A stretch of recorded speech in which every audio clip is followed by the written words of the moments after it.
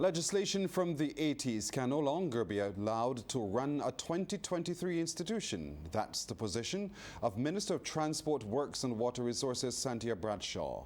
Wendy Burke joins us now. She gives us that was laid in an amendment to the Barbados Water Authority Act 1980, Cap 274.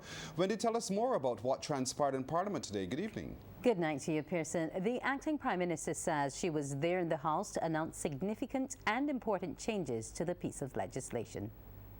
It is not business as usual, and it cannot be business as usual. We can't have a 1980 piece of legislation trying to govern a 2023 institution. And neither can we have a 1980 piece of legislation governing an institution for the future.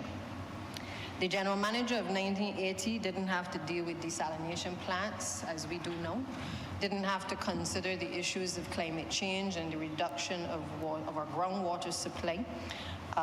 They didn't have all of the issues that affect us in terms of for the first time in many years, we have had a number of drought prohibitions where we've had to restrict persons from doing a number of things as it relates to potable water.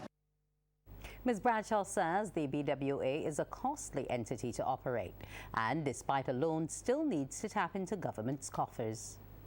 The BWA, therefore, really needs to make significant levels of profits if it's going to be sustainable, or it has to seek external investment. And if we are to deliver on the major infrastructural upgrades that are lying ahead in terms of our future, we need to have money. The reality is that back in August of 2016, the BWA would have received a loan of some $71 million from the Caribbean Development Bank to carry out a 20-year-long project to improve the efficiencies of the entity and to reduce wasted water by improving the inadequate infrastructure.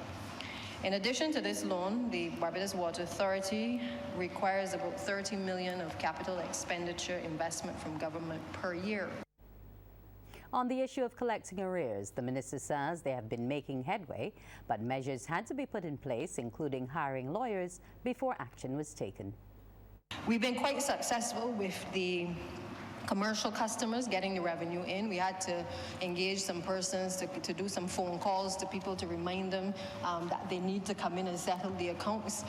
We've had to engage a few attorneys to be able to help strengthen the team when it has to be ramped up to legal action. But generally, the approach was that we go after the commercial customers, obviously with the understanding that they may have a bit more disposable income first. And then, of course, we would start the process of engaging with our domestic customers. Again, I think the disconnections have started, but in many cases they have started after a process of calling the persons, asking them to come in, or in some cases agreements being not honored and no word being given to the staff of the Barbados Water Authority. A large part of the new legislation will address issues of zoning. She says areas like the Bell have been looked at and a study has found the old policy inadequate. That's it from the floor of Parliament. Pearson. Thank you so much, Wendy, for your report.